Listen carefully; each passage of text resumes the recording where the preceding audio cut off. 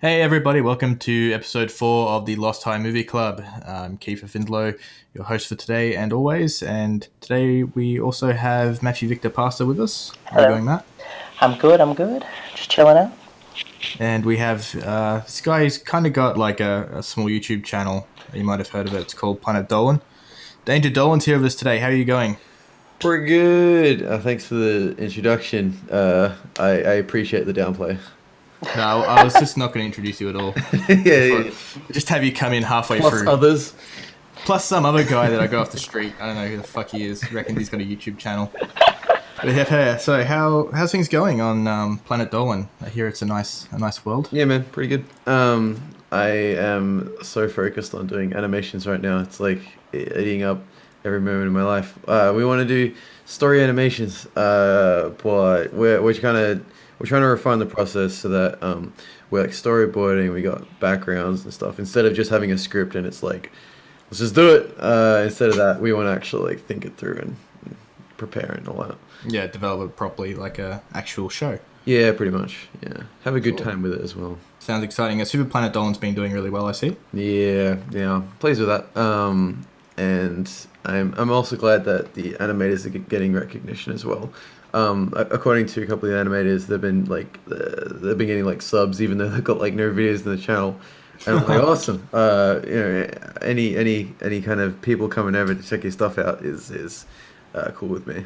Nice. Yeah, since I've started up the Lost High Twitter, I've been subbed to the animators and all that and everybody from the team. And I've noticed that they got quite a thriving community around them at the moment. Yeah, the fan art's amazing. Oh, I'm always blown away. I just retweet like everything. I just love it all. it's crazy, man. It blows me away. I'm like, far out. These people are like drawing like full-on masterpieces of Hellbent. And sometimes it's, full-on masterpieces of you butt-fucking Hellbent. Yeah. The porn industry is thriving for sure. I didn't think people had so many, romantic shippings of Planet Dolan characters, but and it's always Hellbent and somebody. It never seems to be like Pringle and your brother. It's because Hellbent is clearly so sexy. Everyone's drooling apparently. It's got that bad boy appeal. Yeah, exactly. That's cool. I'm glad to hear things are going well with the animation stuff. And Matt, what have you been up to, man? Are you sick? You over your flu? Actually, no, not yet. I've still got it actually. So it's just been so cold, man. I can't deal. I'm wearing 4 layers and thermals from Uniqlo, and I'm still shivering. It's just I don't know how to describe how cold I actually am. I can relate to everything you're saying. The sickness, the cold. I'm right there with you. I got the cold from Comic-Con. It is absolutely like ridiculously freezing. I'm wearing 17 layers I think I'm up to, and even then, like my ears are falling off. So. Oh yeah, the ears, the fucking ears, man. You can never. Oh fuck. What's the point? What's the point of them? Yeah. I can also make that free. I am vaguely avoiding a flu at the moment. Like I was starting to get it yesterday. I'm currently wearing a scarf and a dressing gown, and before I put my headphones on, I was wearing my Russian hat. So it is fucking freezing in Melbourne right now. Bust out the beanies, man. Yeah, man, definitely. Especially because I'm bald. Hey, I'm bald Like, too. Yeah, I know, but I'm bolder than you, Matt. I've actually got a bald spot. You've got little hair on the top of your head. Well, I shave my head. Yeah, for those who don't know what I look like, I shave it. They know what you look like. There's a photo of you in the corner. Oh yeah, shit. All right, guys, enough with the small talk. We're here today to talk about Bad Santa. Why are we talking about Bad Santa, Dawn? Oh, because I love this film. So you asked me to pick a film, right? And I went through my list of old movies that I've got, and like within a few seconds, I was like, you know what, Bad Santa would be perfect. I've watched it, I think like 10 times, and every time it just cracks me up. There's so many amazing jokes, and the black comedy just really gets me. It's my kind of thing. You sitting there in the cold and feeling Christmassy? Yeah, man. Like every time it's around Christmas, I have to bust out the Bad Santa.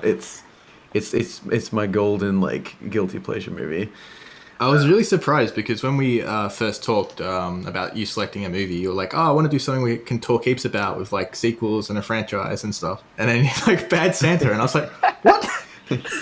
Yeah, That's not what I expected. And actually something I thought about was that I didn't know this movie was getting a sequel that's coming out this year until just before we started recording. I looked it up and I'm like, oh, that's actually a good coincidence. It means that we're talking about something that is relevant and is not just an old movie that like no one's ever heard of. Yeah, all the kids will know about it soon enough. Yeah. Unfortunately, no, the director and the writers aren't involved, so it's going to be a new team. And even Billy Bob Thornton, the main actor, he went on record and said, "Yeah, the sequel's not going to be any good." He outright just said that. He admitted that it would not be as good as the first one, but they're still going to do it just because it'll be fun. It's not going to be good, but I need money. Yeah, pretty much. Cash grab. All right, so for the people who haven't seen Bad Santa, which I don't know why you're watching this if you haven't, but do one of you who want to summarize the plot of Bad Santa in 100 words or less? So it's just about the antithesis of what Santa's supposed to be. It's just like a drunk, like perverted, like dickhead who is dressing up as Santa and like doing the holiday events, like having kids sit in his lap. But he hates the kids, and then he would just like rob the place after like the whole Christmas period's over. And then he would survive on the money he stole until the next year he has to sit down and have kids on his lap again. That's like the whole movie. It sounds like the idea like a kid would come up with, like a story like, yeah, but Santa's bad, and he doesn't like the kids, and he's also a bank robber. Pretty much. Oh, I mean, a lot of movies have really simple stories when you break it down. It's just how they approach it, and obviously because this was a comedy, it's just about whether or not it's funny. But there are some moments where it's like a bit sad, but it's you don't really watch this to be sad. You watch this to crack up. So yeah, I was noticing when I was watching it because I told you guys this, but I'd only seen Bad Santa once when it came out, and I hated it. I really hated it. So when you were like Bad Santa, I was just kind of like, okay, all right. That'll be all right. There's 3 of us here. If I'm the only one who doesn't like it, no, that's all good, man. It's good to have someone be able to like rant on a movie that someone else loves, and that way it starts a conversation instead of everyone being like, "Man, that movie is good." Like, do you think it's good? Yeah, I think it's good. Yeah, it's a really good movie. Instead, it's like, I like this movie. I hate this movie. It's like, you're wrong, and then it evolves from there. Yeah, the interesting thing is now I kind of like it a lot more than I watched it again. Oh yeah. Like I think because my expectations were like, oh my god, I'm gonna hate this. I went in and had a like really good experience with it, and I'm not sure why I hated it so much when it came out. The theatrical release is different from the ones that came out later. So you got the director's cut, and also I think I'm not sure. There's like an unrated version and a director's cut. Oh yeah, there's 3 cuts I think. One's the director's cut shorter than all of them, and which is interesting because there's actually a couple of editing issues I'll talk about later that I picked up on. But before we get to that, did we all watch the same version? Like Matt, did you watch the theatrical version? I just rented it on the iTunes for 2 days, so I don't know whatever versions on iTunes that they give out. I'm not sure. I torrented my version, so I had no clue. Ooh. Dirty thief. I might have seen them all, to be honest. I'm not entirely sure. I don't think I've seen the theatrical one, but I've seen the unrated and the director's cut, I believe. Oh, yeah, 'cause you got it on DVD, don't you? What did you think of Bad Santa, Matt? Have you had a good relationship with it or a bad relationship with it? I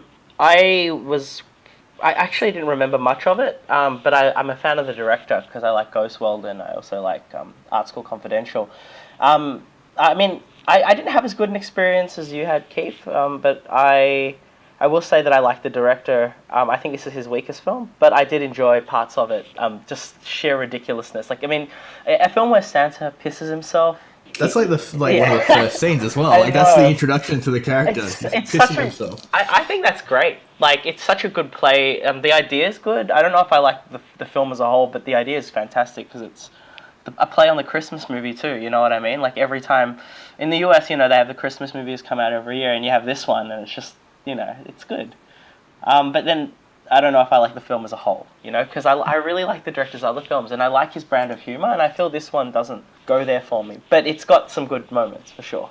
Yeah, I wouldn't say it's as good as something like Ghost World or Crumb, but this is good then. We got Dolan, who loves the film, Matthew, who doesn't like the film, and I kind of like the film. So between the 3 of us... No, Matt, you've got to hate the film. You're fucking up the whole dynamic here, man. Yeah.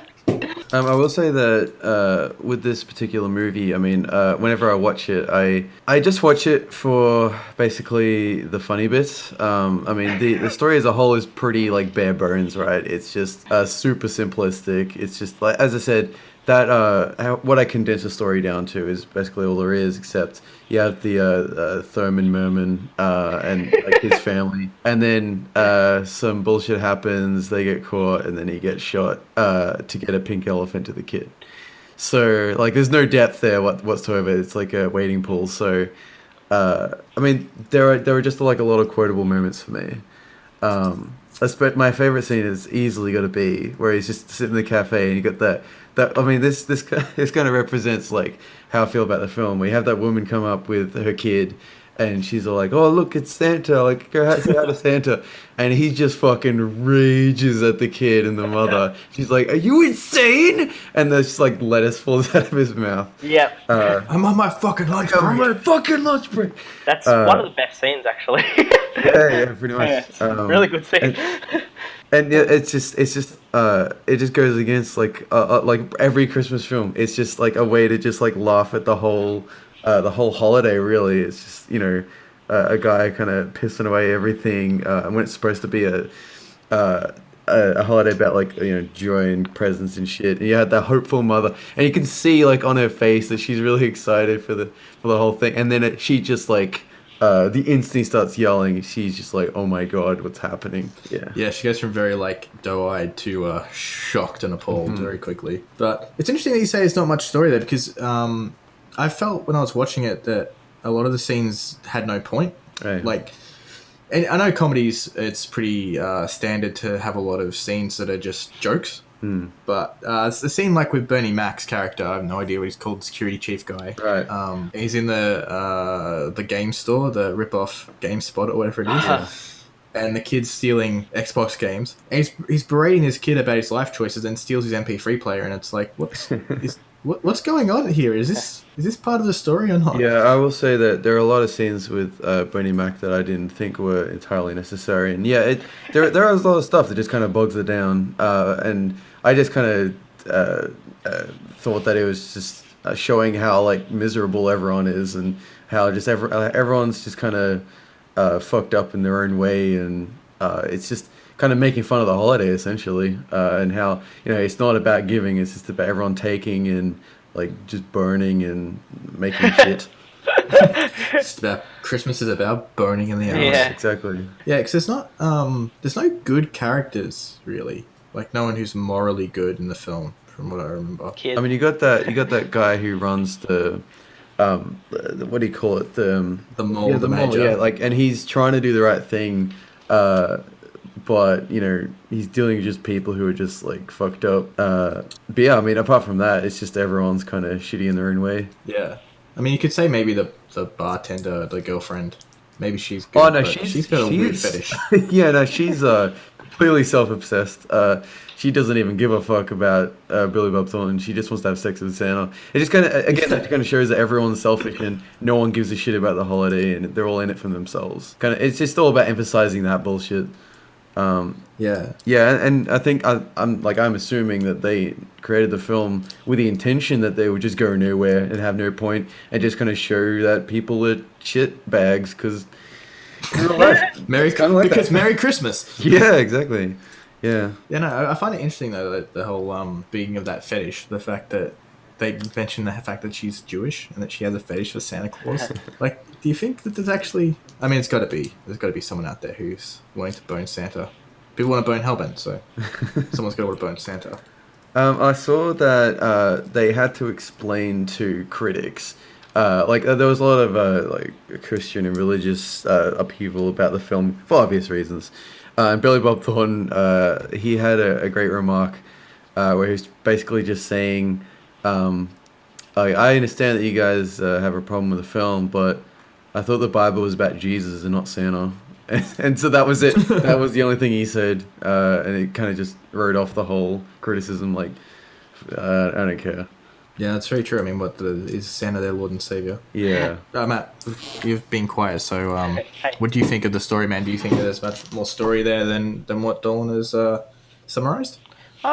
I mean, yeah, the scenes go where they have to go. Like exactly what Dolan said actually. And that being said, the film does have some depth because it's going there. It's reinforcing those things. I just think they're kind of like little vignettes, like kind of they're Bernie Mac scenes. I kind of like them though. They're kind of the scenes I looked forward to. Yeah, I actually didn't mind Bernie Mac at all. Like, I find it interesting that he's drinking stool softener at one point. Like, and they make a point of that. Like, constipated? Is that his problem? Yeah. That way he's There's a lot of subtle moments in it too. Like I mean, like even when you're first introduced to Herman Merman, which is a pretty funny name. I mean, he has like this like thing on under his nose or something. Did anyone notice that? Like, it's like a booger or something. Oh, you mean the dried snot or whatever it is? Man, I felt sick looking at that. Like, Yeah. I actually felt sick. In fact, I looked sick. I felt sick throughout a lot of the more disgusting scenes, which is kind of probably why my experience with it's not that good because I'm quite easily, you know, I easily feel sick, you know. So that's. You don't like gross out comedy, basically. Yeah, I can't take it, man. Like, yeah, but I do. I mean, I get where it's going. So yeah, there's quite a bit of plot in there, though. I mean, let's put it. There's a cute, life-affirming message, you know, it's in some way. Well, I've got an interesting theory about this. I don't know how much you guys know about noir film and about what noir film is. Most people think it's just 40s gangsters films. So, people would take something like LA Confidential and say it's a noir film because it just has people with fedoras and, you know, zoot suits. But noir is about the darkness of human character. And this film, like, kind of is a noir Christmas film. Like, it's funny, but all the characters are morally ambiguous, basically. And if you took away the ending scene, like the narration at the end, where he's alive after being shot like 8 times, and, you know, think about that as a film. Like, the film ends with a guy trying to get a stuffed toy to a child after he's lived as an alcoholic and has finally found a shred of his humanity and decency and a reason to live, basically, and be better. And he gets shot down to the door before he can do it. Like, that's like something out of a noir film. Yeah, Which I think the main theme of the film is that even though everyone's shitty, they all do like at least one little thing that kind of makes up for it. It's kind of like the opposite to a lot of Christmas films where there's a lot good happening, but then you'll have like a little bad thing happen. But then, you know, the power of Christmas, like, you know, it gets you over it. But in this one, it's like, no, everything's shitty, but people can be all right sometimes. You know, it's kind of like a commentary on life. it's the power of Thurman Merman's wooden pickle. Yeah, exactly. That changes Bad Santa. What's Billy Bob Thornton's character's name? Because he's just called Santa through most of the film. Yeah, I can't remember. I assume, yeah, it's just Billy Bob Thornton, like. Billy Bob Santa. Billy Bob. But like interesting tidbit is that they were gonna have Bill Murray like as the lead role instead of Billy Bob. Oh. So if they did that, his name would still be Bill. So I assume they're just looking for a Bill. Just any Bill will do. Yeah. That would make a lot more sense because Billy Bob. Bill Murray's rounder, a little more chubbier. Yeah. I think he would have done the role justice. He did want to do the film, but they didn't want to wait like a year for him to get back to them with like, you know, with his ridiculous answering machine and be like, hey, yeah, okay, I can show up now. Instead, they were just like, we can't wait for you, Bill. Like, we'll get someone else. Ah, fuck it, we'll do it without him. Yeah. It's interesting because John Ritter, who plays the mall manager, throughout the whole film was reminding me of Dan Aykroyd. Like, they'd wrote it for Dan Aykroyd with Bill Murray in the film. Like, oh, we'll get Dan Aykroyd as well. And then Bill Murray didn't show up, so like, oh shit, we can't get Dan Aykroyd either, so we'll just have to give it to somebody else who looks like him. For what role? The mall manager. Oh, yeah, I can see that. Yeah. He's got kind of like the same haircut. Very similar mannerisms, I agree. Yeah, and he's not in it that much. One of the editing things I was talking about earlier, the scene where his character goes to Bernie Mac's character to complain about Billy Bob Thornton after saying fuck stick, is actually, I think, the same scene as the one where he's complaining about him fucking the woman up the ass in the... It is actually the same scene. I remember that one. It's as if they originally intended it to be like kind of one big take where he just complains about Billy Bob Thornton. for ages, and then they decided to like, okay, maybe we need to spread this out over a bit of time, and yeah, they just couldn't be bothered coming back and changing outfits and shit. They just decided to have the exact same thing. It's like, okay, now stop talking about this, now talk about this because it's going to happen later on. Go. Yeah, because you can see it happen. Because he's like, "Oh, is there anything else that's happened?" And John Ritter just goes, Yeah. and then the scene ends. And it's like, was there something else that was supposed to happen? Because I mean, him going straight to Bernie Mac's character to complain about him saying "fuck stick" is a bit like weird. Yeah. Like, oh, he said "fuck stick," I better go try and get him fired. It's kind of a dick. Everyone's a dick in this film. Everyone's a dick. Which, you know, speaking of which, both Bernie Mac and John Ritter have passed now. Yeah, yeah. So, is there a bad Santa curse? I think there's a 13 years since the last film curse, actually, which tends to happen with a lot of other films. 13th far, man. Seriously? Yeah. So 2003. Yeah, that's right. Oh man, I feel so old. Yeah. I still remember seeing it when it first came out. I would have been, let's see, how old? Yeah, I would have been like a teenager when it first came out. I remember seeing it in the stores. I hadn't watched it in the cinema, as I said. I just saw like the cover. It was like, okay, this looks like a fun Christmas movie. Why not? And then yeah, I watched it and I was like, that was 10 times better than a Christmas movie. And yeah, no, that was quite a while ago. I'm shocked they're still making a sequel. As Billy Bob says, like, it's probably not going to be any good. But all right, give it a shot. It's interesting because like I only read up on it recently and found out there's a sequel. As in recently is 2 hours ago. Yeah, me too. Because when I was watching it and thinking about this whole noir thing, and like the end narration reminded me of the end of Taxi Driver. Oh yeah. Like that idea that how the hell did he survive that? That's ridiculous. Right. And the same thing happening in Taxi Driver and it being a death dream. And it's like, wouldn't it be funny if like the director intended it to be a death dream, like that Billy Bob actually died? This is all just a fantasy. And then they're like, oh, it's Bad Santa 2. I'm like, oh, that fucking just fucked my theory up. Yeah. I mean, unfortunately, it does happen. And I thought the same thing when I first saw it. I was like, well, obviously he's not going to survive that many bullets. But then it's like he comes up with some bullshit excuses to like why he survived it. But I mean, there really wasn't much there after that point. It was just showing Thurman Merman becoming more independent, and I'm guessing they're going to expand on that in the next film. But yeah, I just assumed that, you know, in the with all the crazy bullshit that happened in the rest of the film, that it was just kind of staying in the same vein of it. Yeah, people will buy ridiculousness like that in a comedy than they would in a serious drama because it's a comedy. It's got license to be ridiculous. A guy can survive 8 bullets, who cares? Yeah. And speaking of surviving 8 bullets, the most fucking gun-happy cops in the world. They like shoot a shotgun at him in the mall. Like, what the... These guys, they're just thieves. They're not murderers. They're chasing him down and shooting him with a shotgun. Cute guys. I hadn't even thought about that. I just took it for granted, actually. Now that I think about it, yeah, having Billy Bob like avoid like shotgun shells from police is actually pretty funny. Yeah, not to mention like he was being held at gunpoint by the little guy. Yeah. Don't want to say midget, but they say midget in the film a lot. Yeah, they have a bit where they had like racism and what was it?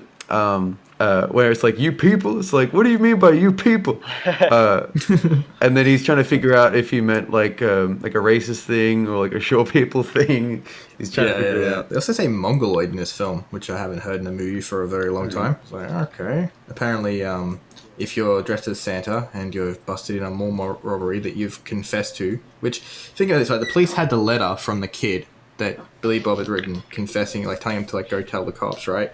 They get there and they're like, shoot the Santa, when he doesn't have a gun. You know, the other guy's got the gun with the. Sounds like commentary in America. Just saying. But yeah, that part really jarred me a bit. I was like, this is a climax. It's an action scene right here. Yeah, I think at that point they were just like, what if they just shot the fuck out of Santa? Wouldn't that be funny? And so they just did it. What's the worst thing that could happen on Christmas? Murder Santa. I will say that when the kids start screaming that Santa's been shot, you can tell that the directors are just like kids have no idea what's going on. The directors have just been like, just scream, just like go on this balcony and just scream. And so you could tell they were like kind of laugh screaming, as kind of tend to do in films. I mean, they should have shot Santa right in front of them. Yeah. Just fucked them up for the rest of their lives. Oh, I mean, it's like method acting, isn't it? The kids have got to do their part.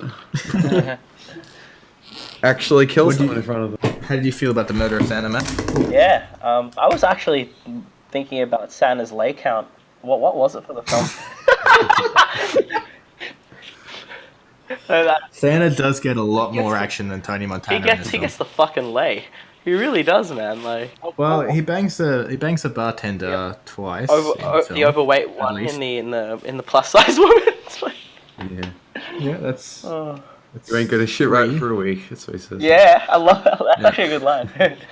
And then the black woman at the Oh, yeah. hotel. She didn't shit We've right. already done She her. didn't shit right for a week. She didn't shit right for a Yeah, week. fine. It's quite an impressive lay count for For Santa. Santa Claus. Fucking hell. He gets the lay. I was about to say, just at least he didn't do that grandma that was like half dead. That would have been over the top. Yeah, that's what I thought was going to happen when he first rocked up to the house, because he's like, "Is she spry?" Yeah. It's like, oh fuck, he's gonna try and fuck the grandma. Oh my god. Grandma lay. Oh, gross. Actually, Billy Bob said that as like a real actor, he enjoys acting around kids and like he's cool with kids, but that his character is supposed to like hate kids, and so he said that it was actually really difficult for him to not be able to just like talk to the kids and like basically kind of help them out with certain scenes. He just had to be a dick to them, and he felt really terrible afterwards. Although, I mean, in his defense, though, they were kind of like vomiting on his face and shit. Yeah, that one kid with the sneeze, Oh. the chocolate. Oh god. Oh man, that I mean, look, I can do gross out humor, but for some reason that really fucks with my head a bit because I can imagine it. Oh. It happens, man. Like you know when you're talking to somebody and they spit on you, like and they know they've spit on you, and you're kind of like just looking at them, and it's like, or you do it. That's probably worse. I know what's worse. Is it worse to be spat on or to spit on somebody by accident? I would much rather see a scene of someone spitting on someone else's face than in like a lot of these kind of detective TV shows where like someone touches a doorknob and then like, the fucking camera zooms in and like looks at the germs, and from that point on I don't ever want to touch a door handle again. It happens constantly. They always have to do the zoom in and show just how filthy everything you touch is.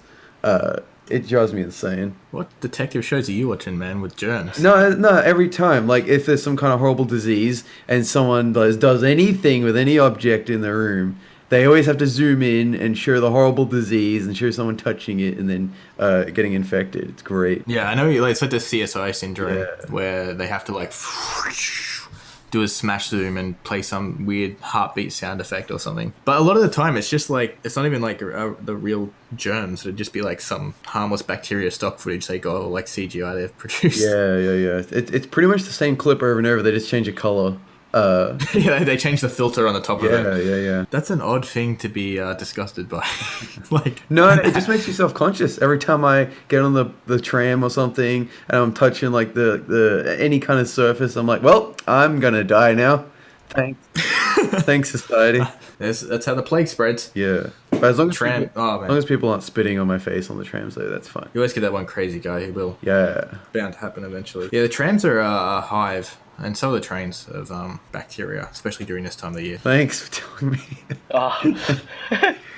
Just to let you know, like if you get on a train now, you're gonna get AIDS. Yeah. God, don't you hate it when you get AIDS all the time? Get AIDS on the train, full on AIDS. Man. Yeah. Matt's had AIDS 4 times. Oh, been there. Would you rather spit on somebody, Matt, or be spat on? And don't tell us which one is your fetish. Yeah, I'll spit on someone. I'll spit on someone, man. I'll do that. But you know what? That being said, though, like I the scene. I was just for some reason I keep thinking of the scene in The Aviator where Leo's like, oh not Leo, Howard Hughes is like fucking touching the doorknob now. Like that's it going through my head over and over and over. Who's seen The Aviator? Has everyone seen The Aviator? Yeah. Where he goes nuts in the room. Yeah. He won't go out the door because like. Yeah, someone like he's waiting at the door for someone to open Man, the other I can't watch that movie without this thinking of The Simpsons when Burns is with the spruce moose and that shit. That's all I think about. Oh, Spruce Moose or whatever. It's the spruce moose. And he's got the I said hop in. he's got the Kleenex boxes on his feet. Oh man, that is one of the best episodes of The Simpsons. Yeah. No, that's all yeah. I think about when I watch that fucking movie. That's your future, man. After you make millions of dollars off Planet Dolan, so you're going to be building a spruce moose. There's no point. I get sick when I fucking walk out the door, apparently. Oh. I've been sick like 3 times this year. So it doesn't matter what I touch, I'm going to get affected like immediately. Ugh. Yeah, I used to have that a lot. Like there was a period of like 4 years where I like fucking got sick all the time.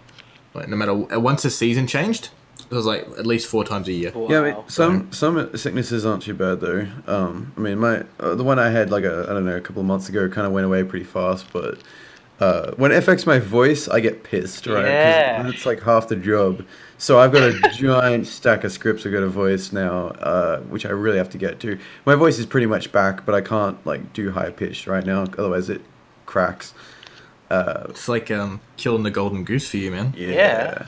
Yeah, unfortunately. But yeah, back to Bad Santa. Back to Bad Santa. Yeah. Feel free to go off topic, guys. Like, I mean, we've already had Hellbent fuck up this whole model of this show, so everyone's just going to be expecting for it to be us talking about As fucking much mad as I fetishes. really like talking about germs on doorknobs, right? I will say that because I mean I went through the mental floss article on Bad Santa, and I didn't know that the kid from Two and a Half Men applied as Thurman Merman, which I could totally see happening. Wow. Because I mean, I was about to say like I could. It's basically the same kind of role, isn't it? Except the Two and a Half Men kid has more dialogue than Thurman Merman, who basically has like brain damage or something. Got the autism. One of my favorite scenes in that film, though, is the part where they're riding back in the car and he's trying to tell him, like, you dropped on your head? Yeah. They dropped me on my own head. Are you fucking with me? Fucking with me. Like, oh my God, that actually like was the part in the film when I was rewatching it when I was like, why did I hate this film? What was wrong with this movie in 2003 that I don't have a problem with now? And I think the answer is Billy Bob Thornton. Like, I remember when I was a teenager absolutely fucking hating Billy Bob Thornton for some reason, and I have no idea why. But then I saw Fargo, like the TV series, and since then, like, my whole attitude on him has changed. Like, because I loved him in Fargo. Did you guys see Fargo at all? I have not. Let's see. There's the movie and the TV show, right? Yeah, so he's in the TV show is like an anthology, and each season is different. So the first season he is playing this sort of like hitman, but it's really quirky. It's kind of like a dark comedy. I can't really. It's one of those shows that you can't really classify. Like, it's got comedic elements, it's got action elements, it's got crime elements, and it's dark, but it's also funny. You'd probably like it if you like Bad Santa. Is it on Netflix? I have no clue. I've only got Stan, buddy. Stan. Is it on Stan? I'm a Stan man. Is it on Stan? I don't know, man. I torrent all my shit. Stan. Man, But I highly recommend it to anyone who hasn't seen it. The first season and the second season are brilliant. The second season is possibly even better. It's set in the 70s and it has aliens in it, but they actually like have no justification to be there. And then Billy Bob Thornton has sex with them. Yeah, why not? Because of his character. But the kid in Bad Santa is much creepier than the kid from Two and a Half Men. Yeah, absolutely. I mean, I don't know if it was just good acting or if the kid actually was like that. That's the major question, isn't it? Somebody find out if the kid was actually brain damaged. Yeah. Like, did the directors say like, I want you to act like a retard, or was the directors just like, man, just let the kid do his own thing? They went to a special school instead of a casting agency. The kid is so method that he actually went and huffed a whole bunch of petrol before rocking up the set and killed all his brain cells Never off. go full retard, you know. Never go full, exactly. Never go full retard when acting. Well, hey man, I mean, it probably saved them money to hire someone who's mentally challenged, because then you just pay them in Tarzos or something. Man, he's up there with Leo. Let's be honest. As an actor. Got some Gilbert Do I Grape. still an Oscar? Man, that kid was robbed at the 2003 Oscars. I'm just saying right now. See who won. I'm gonna Google who won right now. Who won Best Supporting Actor in the 2003 2004 Is there a special Oscars? It's called the Sposkers. Oscars. Oh, They- adaptation. Chris Cooper. Robbed. Robbed him. Adaptation. Really? Chris Cooper won? Oh yeah, he did. Wow. Best supporting act. That movie's great though. Far out. It The is. movie's great, but Chris Cooper's not very good in it. Like, he's not... Oh nah, I don't think. he is, man. He's got the buck teeth. He's got like the long hair. He practically goes full retarded. You know? That is an amazing film, though. Oh, Adaptation is one of my so favorites. good. Nick Cage goes full retarded. You know, people still ask, what's his name, Charlie Kaufman, like, what happened to his brother? Because they think he actually had a twin brother because of adaptation. Yeah. That's That's pretty good. Like, people in Hollywood Like, not like fans. Like, people in Hollywood will be talking to me like, oh, so sorry about what happened to your brother. That's like how Ari Gold from Entourage gets up. Like, Jeremy Piven will be running down the road and be like, shouldn't he be like running his agency? Like, I read somewhere an article where that happened. Someone was like, should you be a worker? Yeah, it's like a fucking Your agency? Jeremy fucking Piven, man. Entourage is actually a documentary, guys. Yeah. Speaking of Entourage, didn't you say one of the writers is working on Bad Santa 2? I didn't say that, but apparently it's true. Doug Ellen. Matt said that, didn't you? Yeah. Didn't you, Matt? Doug Ellen from who wrote and co-created Entourage, I think, is Yeah, Doug Ellen's from. So where do we think the story's going to go for Bad Santa 2? Does anyone want to speculate on the what kid, the fuck a sequel the could kid be is about? like an adult now. So and they're gonna get it Yeah, back. the kid's going to be in the film. Yeah. Oh wow. Oh, and the cast kind of reduced, as you said, because a couple of the cast died. So they have to get him back in, otherwise it's just Billy Bob Thornton. I'm calling it. Next year's Best Supporting Actor Oscar is going to That kid. whatever the fuck Furman Merman's name actually is. Apparently it's Tony Cox. Tony Cox. Booking it in now. Yep. I'll be eagerly awaiting that come whenever the fuck the Oscars are next year. March? So, I mean, as I said, there are 4 writers for Bad Santa 2. The other person is Shauna Cross.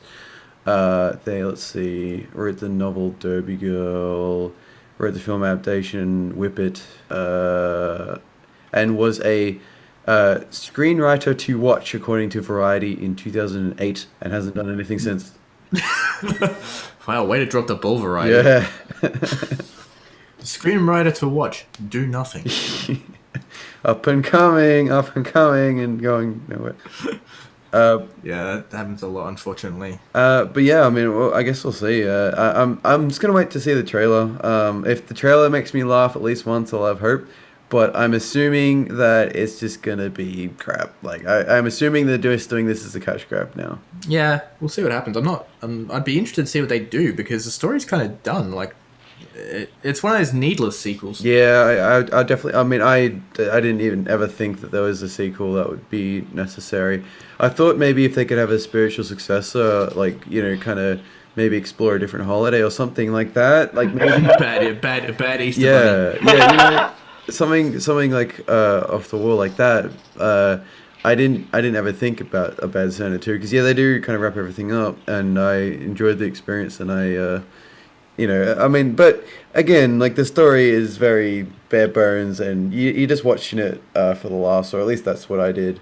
But there are some genuinely good moments in it as well. So, Yeah, but I feel like especially with comedy sequels, that if you have to have a really good handle on the humor, like say like Ace Ventura or something, right, where there's slapstick humor, like it's got nothing to do with the plot, or you need to have just like some justification. Like his character journey's done, so him being if he's a wreck again and he's still Bad Santa and he's still getting drunk, then he didn't learn anything from the first film. Like, yeah, I would agree with that, and it looks like it's probably going to be the case. Yeah, because it was kind of like a little redemption, which is every time you have a character who's kind of like an anti-hero, it pretty much has to be a redemption, otherwise, you just do your own thing. So yeah, he'll probably just end up. It'll just kind of be it'll be the Force Awakens of Bad Santa movies. Well, what if the kid becomes the next Bad Santa? Bad Santa Jr. Yeah, no, well that's the thing. Maybe he grew up and his autism disappeared and he turned into some I don't know, some badass. He gets the lay because at the end of the film he turns. He stands up for himself, but he also, sticks a middle finger up, and he's all badass and shit. So, he could be the Shia LaBeouf to Indiana Jones? Yeah, pretty much. The destined successor? Yeah. We're going to see Furman Merman swinging on vines with monkeys. Yeah, because it'll be modernized, so he'll be posting Facebook. I don't know. Fuck. Yeah, CGI monsters. Yes, absolutely. That's what the film was missing. Oh, good. I can guarantee that the reviews of Bad Santa will be like needless retread of first film. Yeah, pretty much. Not as funny. 10 out of But- 10. Say, Wow. go see it. On the Fargo trail, the Coen brothers are credited as executive producers. I did not know that until just then. On Fargo. On Bad Santa. Yeah. On Bad Santa. What? Yeah, I'm reading Yeah. this right fucking now. They wanted the Coen brothers to direct, and they said, like, they read the script and they said they weren't going to do it. And they also had a disagreement about Tony Cox being the elf because he was black. Apparently they had a problem with that because they let's see. Wait, sorry. The Coen brothers had a problem with the elf being. Yes, absolutely. They thought that the he wouldn't be black, and so Terry, the director, said his overriding characteristic is that he's short, not what his skin color is. The Coen brothers didn't agree, so Wow. that didn't last very long. Oh, that's. Yeah, Wow. Wow. That is very surprisingly racist. it is actually. Yeah. Wow. Wow. Oh, that's probably the worst thing I've ever heard about the Coen brothers so Yeah. far. Like, Wait, wow. Jesus. That is my jaw literally just dropped. Because there's no reason, and especially like it's an interracial couple as well. Like, there's no reason for him to be white or any race really. Yeah, That's, it does seem prejudiced. But what I am assuming here, I mean, like, let's assume that they're not horrible racists. Maybe they just like wanted out of the film and they wanted an excuse or something. Maybe they're just being difficult because they just really didn't want to do the film, and so I don't know. That's the epitome of how not to get out of a situation. Yeah. Like they both rock up on set and it's like, how the fuck are we gonna get out of this, Joel? It's like, I've got a problem with the dwarf's skin color. We're not gonna do this anymore. Well, I mean, everyone involved would very quickly want you off the set, so I mean, it would work. That's true. Yeah. Especially the actor Yeah. and Bernie Mac. Yeah, I mean, I would like to say that I'm misreading it, but according to everything I'm reading, that's the exact thing. And it's not as if they're trying to hide it. They're like, it's like on the Wikipedia page. It's like, this is the reason they weren't involved. That's interesting. I wonder how far they got into the shoot. Like, I mean, because when you make a film, like casting, it's not like casting's a secret to everybody on the production. Like, especially like if you're a producer, you normally have reports sent to you about. Like as an executive producer, you have like briefs sent to you about how the film's going, and then you come down to set and you meet with people, and it's like opening a business, right? It's like you own a franchise, and you want to make sure it's not going to fuck up. So you go down there and make sure you've got your manager and shit, and everyone's in place. And they just get there and it's like there's this black midget, and they're like, "Fuck this, Yeah. we're out. You didn't tell us you were going to do this." Oh, God. Yeah. I mean, but think about it, right? This perfectly goes in line with the tone of the movie. Everyone is a giant douche. I mean, technically, the Coen brothers were like in line with like how the rest of the characters were. So, technically, if you break it down, it was fun. Maybe Bad Santa tells us something about the human race, that you can be genius filmmakers and also horrible racists. Yeah. And that's okay, because we're all horrible monsters. Maybe they go hand in hand. Like, I mean, we're not like incredible multi-million-dollar filmmakers, so maybe we're doing something wrong. Maybe we could learn something. Maybe we should be worse. Yeah, maybe we should be horrible people. That's it. Danger Dolan, to become multi-billion-dollar successful YouTuber, you need to kill bunnies. Yeah. I was thinking about making my channel white only, but Oh man, have you told Pringle he's out of a job? yeah, about that. That's gonna be some hard news to break.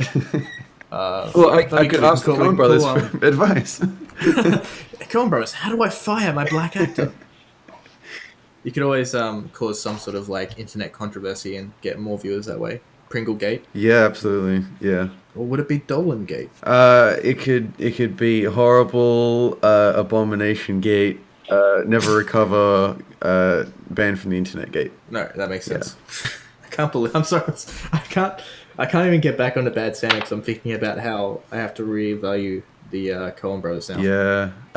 I'm trusting news.com.au on that one.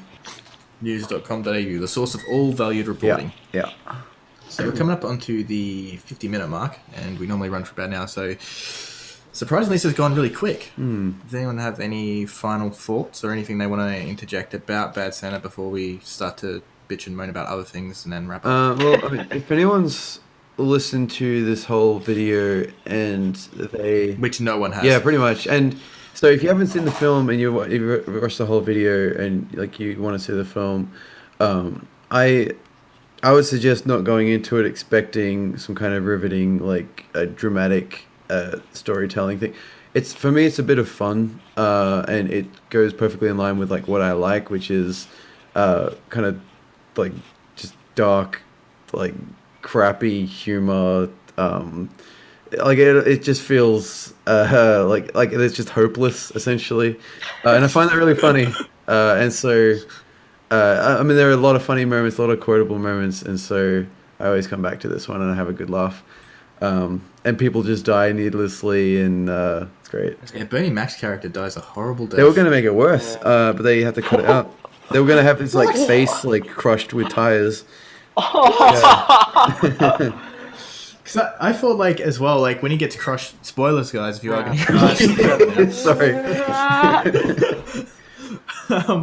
That when he gets crushed between the two cars, that was the joke about constipation. Like, he's got some sort of bowel disorder as well, and they're like, oh, no, he's going to die from that. Because not much happens. Like, he just kind of gets pinned between two cars, and they break his ribs. And then they electrocute him. Then they electrocute him. And then they run over his head. Yeah, so I mean, you can actually tell, as you were saying about editing moments, that was one where they cut it off right as he gets electrocuted.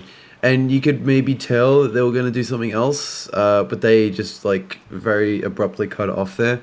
And so it makes sense. Like, they said they want to go, like, at least 4 minutes of just, like, horrible murder. And that they, unfortunately... like two reasons. One, what was the company that produced this? It was whoever was distributing it. It was like Dimension or Columbia Pictures. They had to kind of make it more accessible and less horribly violent and depressing, and so that was one of the major things they didn't want to do. And so either they shot the scene and they just didn't put it in, or they took it out of respect for Bernie Mac, right? Didn't he die after this one? I think he died shortly because John Ritter died before it came out, and the film's dedicated to John Ritter. And I think Bernie Mac died like a year ago. Nah, he died way later. Yeah, he died in 2008, man. Yeah. Oh, geez. Yeah, okay. Man, Well, in that case, then yeah, they just removed it because they didn't want to have like a gruesome death scene. Which is a shame. That makes sense. Like the comedy from that would be that he's not dying and he's just getting progressively more and more killed. Yeah. And that wouldn't really suit I don't know if it'd suit the film. Like it'd be a bit too wacky because the film's very much based in either gross out humor or like black dark comedy. Yeah, whereas, I could agree there. I think that they would only just do it just as like a funny moment. They just want to like go crazy, kind of like what a lot of crazy what do you call them, like indie horror films do, where they just want to have bullshit like nonsense deaths and just like gore everywhere. They wanted to have an Evil Dead moment. Yeah, and then it turns out to be unintentionally funny. I think that maybe they were trying to do that. They were trying to have just something that's just completely ridiculous. That's true because like Evil Dead is a black comedy, like horror film, like the first Evil Dead, not the remake. The remake is as well, but it's just because it's like gore happening, and it's like the gore becomes hilarious after. But I will say that I also agree with you that it wouldn't really go the return to the rest of the film because I mean there are some gross out moments, but I don't recall any like really gory parts. I mean, even when Billy gets shot, that's just like there's no blood shooting out or anything like that. Like it's not like a Tarantino film where like a character gets cut and it's just like a tube of blood like coming out like unrealistically. Yeah, no. When Billy Bob does get shot, I was kind of like, is he wearing a bulletproof vest? Is that the twist? Yeah. Like, there's no blood. It's like it almost looks like. So I think when he gets shot, they have a bit of fluff come out from the pink elephant, and I'm like, did they shoot a pillow? What? Yeah. What was that? Because I got really confused for a second there. And then you see the blood on the ground. Yeah, it was confusing. I reckon. Yeah, they should have had some blood splatter out. I think. I don't know why they didn't. Yeah, because they have Thurman cleaning up the blood stain later. Yeah. Which is like, that kid's not gonna be. Well, we'll know in the sequel what happened. Yeah. How fucked up Thurman is. One of my favorite parts I think sums up the film perfectly is when Billy Bob beats up the skateboarding kids, Mm. and the scene after it where I loved it. I loved it. Like the 15-year-old hanging out with the 8-year-old skater kids is calling Furman a loser. Yeah. Like, someone needs to get their priorities sorted, buddy. Oh, what was the But- song that was playing when he was beating up the kids? Oh man, I can't remember if it was a Christmas song or it was just some kind of like classical. was it a Christmas song or classical Yeah. music? I think it might have been classical music. But yeah, so he beats the fuck out of this kid. Like, he's smashing him in the face, hitting him against a tree. Like, this kid's gonna have, like, brain damage or something. And then later, he's in the locker room with, the elf character. And he's like, I feel like I did something good in my life today. Yeah. I beat up somebody. I beat up some kids. But it's for a good reason. And it's like, you need therapy. Last years and years and years of therapy. Like, that sums up the character journey right there. Billy Bob Thornton is a dickhead until he beats up some children. Matt, what do you think of the film? Like, what's your final thoughts? Because you've been very silent. Yeah, it's the flu, man. It's the nose thing. It's like, Yeah, you just want Dolan to talk. well, he's a special guest of honor, man. So, and he actually knows the film, but like really well actually, because I watched it recently and I couldn't talk like the way you've talked about it, which probably goes to show like that I'm not as passionate about the film. I mean, I don't love it, don't hate it. Has good moments. I did laugh a lot, but yeah, I don't know. Santa Gets the Lay. They use Kubrick music in it. From Eyes Wide Shut. That classical piece. Did anyone catch that? Yeah, no, I know the one you're talking about. Yeah, I did. That was for me. That was like I was just like, oh. I did like the music in this one. I mean, especially the Nocturne number 2 when they play where he's trying to get the elephant back to the Thurman. That was a nice moment. And yeah, I mean, it was just like they just used Christmas music ironically in a lot of parts, and it worked really well. Yeah, because I mean, you think about it, if you were scoring a film, like a Christmas film would be the easiest fucking film to score. So it's like, Carol, Christmas Carol, just pulling them out of everywhere. But this film, yeah, and that's why like Christmas films are so oversaturated. Like they always have like a 30-second montage of something happening every like 30 minutes to a Christmas Carol. Just like they have to remind you that it's a Christmas film. And this film doesn't do that. Like not once did I feel like it was overusing the Christmas music, because it gets annoying in other Christmas movies. I'm just looking through the quotes of this one, the film. Like some of them I actually forgot about. They're pretty fucking awesome. You're an emotional fucking cripple. Your soul is dog shit. Every single thing about you is ugly. And then the quotes that are just like, fuck me Santa, fuck me Santa, fuck me Santa. Yeah. Oh, the gay guy. What was that about? The Indian I guy, am man. not gay. What the fuck? Are you away for fucking meds? Yes, but that's not what this is about. What is it? Santa faggot? Or something like that? Like,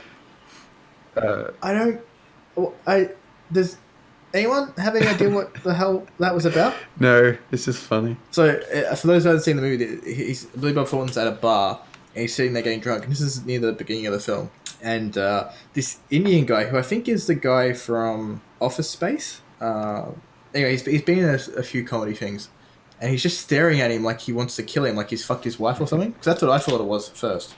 But like, oh, Billy Bob's like banging this guy's wife, and he's pissed off. And then he confronts him in the car park, and he's just calling him gay, and then saying that he's not gay, and why does he think he's gay, and tries to beat him up, and then Thurman saves him from the angry... Yeah, and he's like, Not gay guy. oh fucker, faggy claws. Yeah. That really was hilarious, but like I was just like, what the did I miss something? Have I already like zoned out too much in this film? Yeah, that part, it reminds me of just when you run into a crazy person like out in the street, right? And they're just saying nonsense at you, and you just want to get away from them. I assume that's what they were kind of going for there. But not to the extent that they like trying to hump you and shit. But they just make. I loved it. He says, "I'm doing this for all of us," while he's trying to like hump and beat him. Oh man, I was hoping that was going to have resolution, like they were going to bring that character back. They later. just kind of left it there, didn't they? Yeah, they needed the kid to like save him, and so he would be grateful, I guess. And take him home. Maybe there's a deleted scene somewhere where he shows back up at the mall and we find out what his problem is. So what the sequel's for? Let's explore the origin story of this weird guy. What? Yeah. It's an origin story. No, I'm joking. I'm like, oh, I thought you were actually talking about like it's going to be Billy Bob's origin story. I was like, oh no, that sounds bad. I like look. I mean, my final thoughts on it is it's a decent comedy, and it's better than I remembered it being. If you like dark humor, it's fine. It's not Offensive? I wouldn't say it's like say it's not offensive. If you like dark humor, it's not offensive. Oh yeah, of course. Like if you don't like dark humor, you're gonna hate this one. Yeah. Like, that's a given. It's not offensive to your palette of good movies, is what you're saying, instead of not offensive, because it is offensive. It is. Yeah, that's what I mean. Like I'm saying, like if you have a problem with people saying the word midget and mongoloid, then you're not gonna like this film. But and they don't like this podcast because I did just say, you know, full retard and quote Tropic Thunder a few times. So you know what I mean? Like, if you don't like this podcast, you will not. But you like. Hashtag no filter. So as a personal request, do you guys have a rating out of like 10? I know that a lot of people don't like ratings, but I like ratings. I just want to know what you guys put it on your scale. I'd give it a, depending on my mood, I would either give it a 6 fuck me Santas out of 10 or a 7 faggy claws out of 10. What about you, Matt? Give it a strong 5. A strong 5. Is there such a thing as a strong 5? I don't know. Like, that's like saying you got a strong C. But it's weird because I should love this film because I love his other films, man. Like it's a thing I love. I love Art School Confidential and Ghost World. Are you comparing it too much to Terry Zaga's other films? Maybe. I mean, yeah. I mean, it's good. It's got good moments, but I'd still give it a 5. It's just I wouldn't rewatch it as many times as I've watched Art School Confidential and Ghost World. But Danger Dolan will give it an 11 out of 10. Yeah, probably. But I mean, I mainly watch it because I just find it funny, and it's got a little bit of other nice elements too. So, I mean, my rating would probably just be, I don't know, 8.5. The reason it hasn't got that extra 1.5 is because you know it's pretty bare bones. But I would say that the times it made me laugh were kind of made up for the failings as well. Yeah, what's the thing about comedy? It's subjective, just like horror films are, and if it makes you laugh, then it's good. actually, Like that's it. There's no other qualifier for a comedy film. As long as it makes you laugh, then it's fine. true. Wait, but that being said, I got a question for Dolan. What's a Dolan 9 or 10 or 9.5? Well, I don't know if you give perfect 10s. So what's your top? Whatever.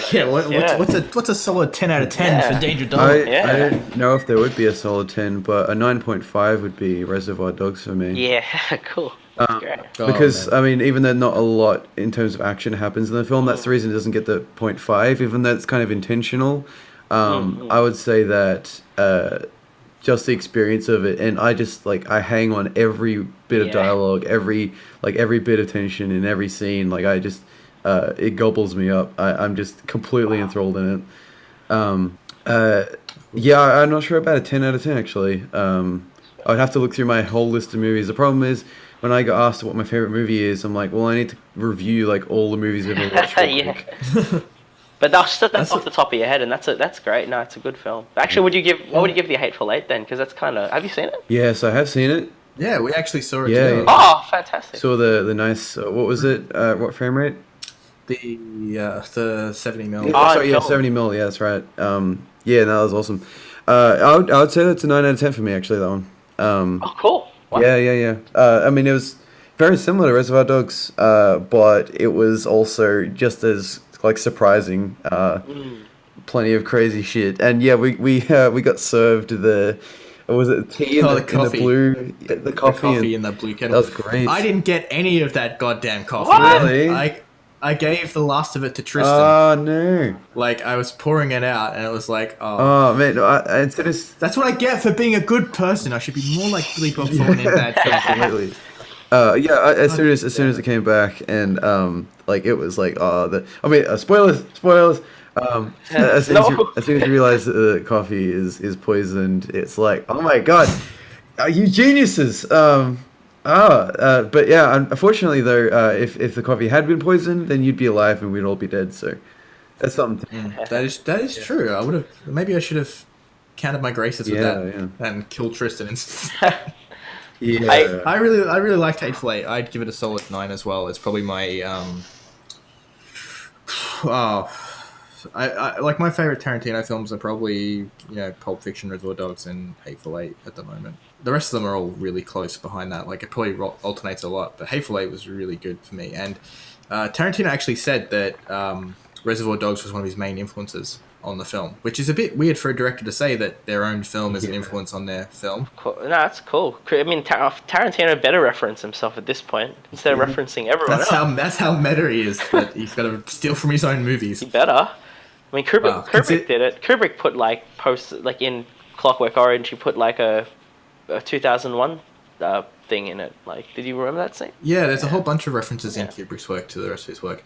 And the interesting thing people don't know about Tarantino is that he has the same IQ as Stephen Hawking. Huh. Oh, which videos. He's a member of Mensa, and he's a genius. Wow. And yeah, that video. And he also stole Reservoir Dogs from Hong Kong films. Yeah, but but they're very different films, man. Like City on Fire and Reservoir Dogs are not different films. Yeah, they are almost shot-for-shot remakes. He stole that movie. Well, I watched that too, and I don't think it's that stolen. I think I don't know, just the tone. I disagree, man. I don't know. I mean, I like City on Fire because of Chow Yun-fat. So. Chow Yun. And also Ringo Lam directed that. He is one of my favorite directors.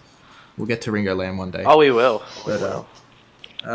Since you asked the question, Matt, and we've got a couple more minutes until I tell you guys to piss off, what's your 10 out of 10 film? Oh, that's wow. He really put me on the spot here. Probably Magnolia. You just did the same thing. Probably Magnolia's up there.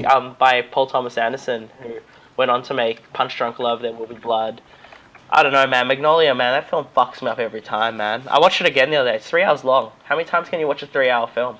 I've seen it like fucking 20 plus. I don't know. Knowing you and considering you watch most of the films that you like on repeat. Like Rumble in the Bronx and Scarface. Man. I'd say you could have watched that film a million times by now. Tom Cruise playing a sleazy pickup artist. This is like 15 years before that Julian Blanc stuff, man. Like, this is...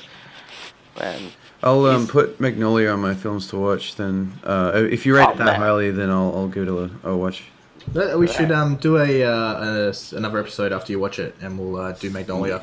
Oh, we'll do. It'd be interesting to see if you rated a solid 10 out of 10 or not.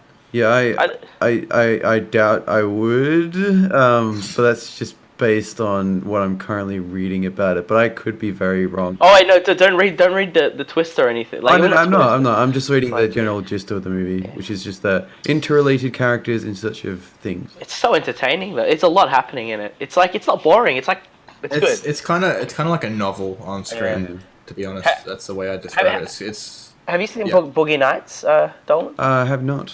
Maybe put Boogie Nights on your list, man. Oh, we should review Boogie Nights. I mean, that's a good fucking one to do too. Fucking hell. Yeah, Boogie Nights is amazing. Fucking porn in the 70s, brah. Shit, man. Mark Wahlberg, brah. Yeah, that podcast writes itself because we'll just end up talking about Deep Throat. Deep Throat, dick, fucking dick, yeah. Am I allowed to swear on this? I swear in every episode. Of course you. It's YouTube. You can say whatever you want. Yeah, fuck. Nah, man, we're gonna get rated. Oh yeah, true. Fuck the police. What else, man? Fuck the police. Tony Montana. Oh man. Yeah, who knows? Maybe I've got a bunch of 12-year-olds. We're almost up to 200 subs at the moment. Nice. So it's getting there. That's how it starts, man. Man, I will say that when I first started my gaming channel, there was a long period there where I just didn't think it was going to work. I mean, the whole thing when I started I had absolutely no advantage whatsoever. I just kept doing it. I had faith that it was going to work, and there were a lot of moments where I was like, you know what, this isn't going to work. This isn't going to work. This isn't going to work. And I would just keep experimenting, trying different formats, and it was fun. The major thing that gets you through it is that it's fun, and if you're not having fun, then it doesn't work. Sure. And like if you just work at it hard enough, you'll get there, man. That's all it takes. Yeah, no, I agree. It's been really fun doing this.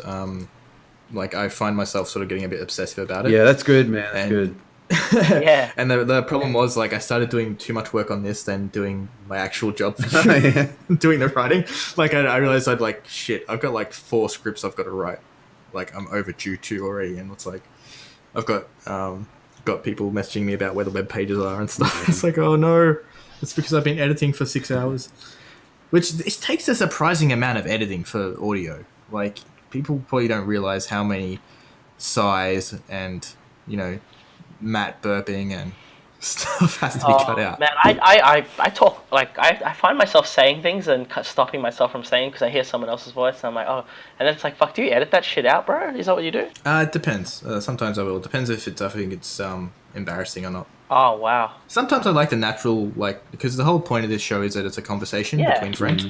And I don't want it to be too formal and too ridiculously, anal about not having pops and crackles and stuff in the audio quality. So I try to keep it a bit lax with the editing. It's a movie club. It is a club. It's like a book club for films. Yeah. The club. But with that, we are running over time, so we should probably wrap this up. Do I need to tell people where they can find Danger Dolan? Woo! Just Google the word Hellbent. You'll discover me somehow. It's Google Super Planet Hellbent. Yep. And follow Hellbent on Twitter. We had real fun with Hellbent. I'd like to get you and Hellbent on for a double episode. Yeah, double team. Like a double team. Double team. But it'll just be all of us trying to talk at once and nobody getting in. I'll just be really quiet in that one. I just won't talk. If Matt is your least favorite person, come back for that episode because it'll be the one he talks the most in. Matt, can we find you anywhere yet? Because you have not had any social media for fucking now. I've got my film director page and my my Twitter, man. My Twitter. Yeah, you've got to actually tell people where to go, man. That's the point of the plug. Oh yeah, Auto V Pasta Twitter. It's in the description box. I'll have to give you a follow if I can find you. You're already following me. You should be able to get him on my sure. I'll just page. do the ones that you follow. Sure. Sick. Thanks, Dolan. Yeah, no worries. Now, hopefully next week, Matt will be able to actually do a proper plug for himself for once. But, cool. Any final thoughts before I cap this off? We're all good? It's all good. I'm desperate to rest my eyes for a prolonged period of time and go unconscious. Well, you can only go if you promise to come back. I guess. Anything to sleep. Anything. All right, guys, you can obviously find us here on the YouTube channel, and you can find us on Twitter and SoundCloud. We've been posting audio versions of all these to SoundCloud, so if you hate visual stuff because you're some sort of idiot, then you go to SoundCloud. Otherwise, go to Lost High Studios on Twitter and complain at us there, and then I can forward all those complaining tweets to Dolan, and he can retweet them, and then you can feel like a serious. All right, guys, we'll see you next week. We don't have a movie planned or a guest, so that's going to be fun, isn't it, Matt? Yeah, I'm excited. I'm excited. I'm going out of my mind. I don't know what we're going to do. But we'll be here. But I'll have a plug, for sure. So Matt will have a plug. Yeah. It'll be like me just being saying, hello, what have you been doing, Matt? And then Matt plugging himself. Yeah, just plugging myself for 60 minutes, yo. Plugging. Just plugging over and over again. All right, guys, thanks for coming along. I'm glad we were able to have this lovely discussion about Bad Santa. Thanks. See you all out there later. Bye. See you, mate.